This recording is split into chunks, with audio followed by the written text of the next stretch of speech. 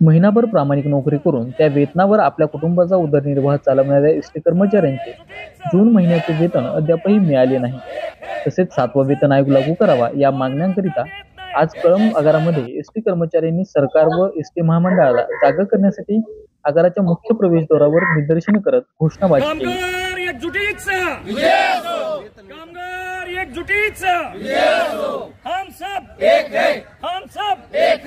वेतनवाढ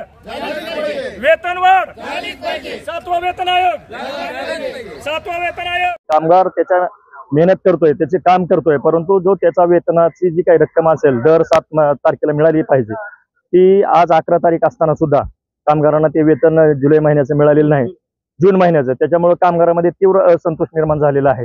वास्तवामध्ये कामगार त्याचं काम चुकवत नाही, काम त्याचं वेळेवर करायचं काम करतो. आजच्या काळाला जसं पॉप्युलेशन वाढेल त्या पद्धतीनं गाड्याची संख्या वाढली पाहिजे, कामगाराची संख्या वाढली पाहिजे, असं कुठलंही धोरण शासनाचं दिसून येत नाही.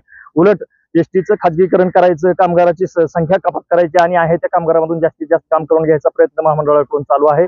आणि जे काम करतात त्याचं वेतनही वेळेला दिलं जात नाही, त्याच्यामुळे कामगारांमध्ये तीव्र असंतोष निर्माण झालेला आहे. कामगार काबाड कष्ट करून महिनाभर काम करतो आपल्या कुटुंब जगवण्यासाठी, पण आज 7 तारीख उलटून 11 तारीख आली आहे, तरी पण कर्मचाऱ्यांना वेतन काही मिळालेलं नाही. शासनानं 9 तारखेपासून आझाद मैदानावरती कर्मचाऱ्याचं आंदोलन सुरू आहे.